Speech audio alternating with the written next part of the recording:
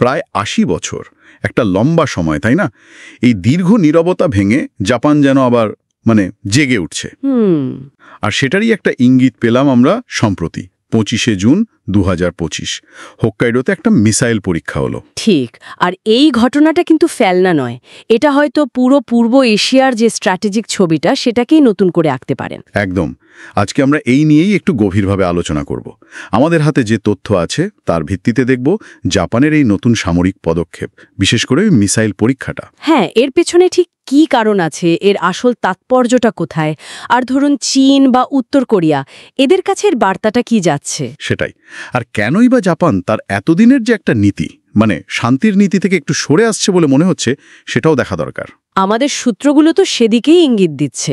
জাপানের এই সামরিক পুনরুত্থান আর বিশ্লেষণটা মূলত ওই মিসাইল পরীক্ষাটাকে কেন্দ্র করেই। তাহলে মূল প্রশ্ন এটাই দাঁড়াচ্ছে, ৮০ বছর পর জাপানের এই হঠাৎ সামরিক সক্রিয়তা, এর আসল মানেটা কি? চলুন শুরু করা যাক ওই ঘটনাটা দিয়েই। হক্কাইডোর শিজোনাই রেঞ্জে কি হয়েছিল সেদিন? আচ্ছা, তারিখটা ছিল ২৪শে জুন ২০২৫। জাপানের যে ফার্স্ট আর্টিলারি ব্রিগেড, তাদের প্রায় ১০০ সৈন্য, তারা দীর্ঘ ৮০ বছর পর ভূমি থেকে সমুদ্রে জাহাজে টার্গেট করে মিসাইল ছড়ল। সেটারই পরীক্ষা। আচ্ছা, মিসাইলটার নাম টাইপ 88। এর পাল্লা অবশ্য খুব বেশি না, মাত্র ৪০ কিলোমিটার। মাত্র ৪০ কিলোমিটার? হ্যাঁ, কিন্তু এখানেই প্রতীকে গুরুত্বটা অনেক অনেক বেশি পাল্লার চেয়েও। ৪০ কিলোমিটার শুনে তো প্রথমে একটু অবাকই লাগে, কারণ আমরা যখন চীনের মিসাইলের কথা ভাবি, হ্যাঁ, যেমন ধরুন ওই YJ-18, ওটার পাল্লা তো প্রায় ৫৪০ কিলোমিটার। ঠিক। বা আরও সাংঘাতিক যেটা DF-21D, সেটা তো প্রায় ১,৫০০ কিলোমিটার। হ্যাঁ, অনেক দূর। সেগুলোর তুলনায় এই টাইপ 88 তো কিছুই না মনে হচ্ছে। তাহলে এর এত গুরুত্ব কেন? শুধু নিজেদের উপকূল বাঁচানোর জন্য? উপকূল রক্ষা তো একটা দিক বটেই, কিন্তু এর ভেতরে একটা কৌশলগত দিক আছে। পাল্লা কম, ঠিক আছে, কিন্তু এই পরীক্ষাটা চীন আর উত্তর কোরিয়ার জন্য একটা খুব স্পষ্ট বার্তা। কি সে বার্তা? বার্তাটা হলো, জাপান আর শুধু আমেরিকার ভরসায় বসে থাকবে না। নিজেদের সুরক্ষার জন্য তারা নিজেরাই ব্যবস্থা নিচ্ছে, আর তারা সক্ষম। আত্মনির্ভরতার দিকে ঝুঁকছে। একদম।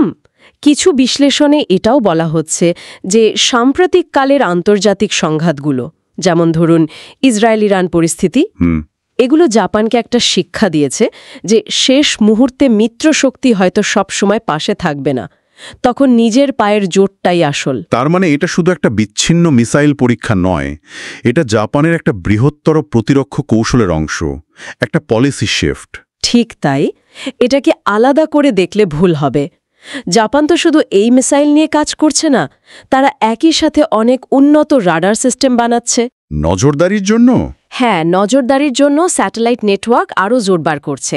আর সাইবার ডিফেন্স, সেখানেও প্রচুর বিনিয়োগ। অর্থাৎ চতুর্দিক থেকে প্রস্তুতি। চতুর্দিক থেকে। জাপানের যে আত্মরক্ষা বাহিনী JSDF, Japan self defence forces, তারা এখন আগের চেয়ে অনেক বেশি সক্রিয়, সম্ভাব্য সংঘাতের জন্য তৈরি হচ্ছে। এটা কি শুধু অস্ত্রের খেলা, নাকি এর মধ্যে একটা মনস্তাত্ত্বিক দিকও আছে? অবশ্যই আছে। এটা একটা মানসিক যুদ্ধ বটে। কে কাকে কতটা ভয়ের মধ্যে রাখতে পারে, সেটাও একটা ফ্যাক্টর। এই ব্যাপারটা ইন্টারেস্টিং।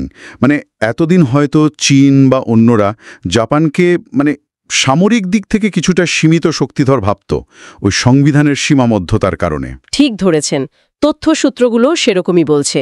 চীন হয়তো জাপানকে এতদিন একটু আন্ডার এস্টিমেট করে এসেছে, নিষ্ক্রিয় ভেবেছে। কিন্তু আসলে তারা ভেতরে ভেতরে তৈরি হচ্ছিল। অনেকটা তাই, যেন নিঃশব্দে শিকার ধরার জন্য তৈরি হওয়া বাঘ। এই মিসাইল পরীক্ষাটা সেই প্রস্তুতিরই একটা প্রকাশ্য রূপ। তারা দেখাতে চাইছে দরকার পড়লে তারাও পাল্টা আঘাত হানতে পারে, বিশেষ করে নিজেদের জলসীমার আশেপাশে। তাহলে বিষয়টা সংক্ষেপে এই দাঁড়াচ্ছে, ৮০ বছরের আপাত শান্ত অবস্থা থেকে বেরিয়ে জাপান তার প্রতিরক্ষা নীতিতে একটা বড়সড় বদল আনছে। এই টাইপ 88 মিসাইল পরীক্ষা পাল্লায় ছোট হলেও এটা আসলে অনেক বড় একটা কৌশলের ইঙ্গিত দিচ্ছে। ইঙ্গিতটা হলো আত্মনির্ভরশীলতা বাড়ানো আর চীন, উত্তর কোরিয়ার মতো দেশগুলোর মোকাবেলা করার জন্য নিজেদের ক্ষমতা তৈরি করা। ধীরে ধীরে কিন্তু নিশ্চিতভাবে। এর প্রভাব কি শুধু আঞ্চলিক স্তরেই থাকবে, নাকি আরও বড় প্রভাব পড়তে পারে? না, এর প্রভাব শুধু আঞ্চলিক থাকবে না, এই পদক্ষেপ পূর্ব এশিয়ায় নতুন করে একটা কৌশলগত উত্তেজনা তো তৈরি করতেই পারে। আর তার ফলে গ্লোবাল পাওয়ার ব্যালেন্সেও কিন্তু এর প্রভাব পড়বে, কারণ জাপানের এই নীতি বদল আমেরিকার এশিয়া পলিসি বা ধরুন দক্ষিণ কোরিয়া, অস্ট্রেলিয়ার মতো দেশগুলোর স্ট্র্যাটেজিকেও প্রভাবিত করবে। এটা একটা বেশ গুরুত্বপূর্ণ মোড়। সত্যি ভাবনার বিষয়। আজকের এই অনিশ্চিত দুনিয়ায়, যেখানে পুরনো বন্ধুত্বের সমীকরণগুলো দ্রুত বদলাচ্ছে, সেখানে জাপানের মতো দেশের এভাবে নিজেদের শক্তির জানান দেওয়া, এটা কি আগামী দিনের আন্তর্জাতিক সম্পর্কের একটা নতুন দিক খুলে দিচ্ছে? হতে পারে। ভবিষ্যতে সংঘাত বা ক্ষমতার ভারসাম্য কি তাহলে শুধু অত্যাধুনিক অস্ত্রের সংখ্যার ওপরই নির্ভর করবে, নাকি এই ধরনের প্রতীকী কিন্তু শক্তিশালী কৌশলগত বার্তা চালাচালির গুরুত্ব আরও বাড়বে? এই প্রশ্নটা নিঃসন্দেহে আমাদের ভবিষ্যতের জন্য রেখে যেতে হচ্ছে। সোচনে কে লিয়ে এক আচ্ছা মুদ্দা।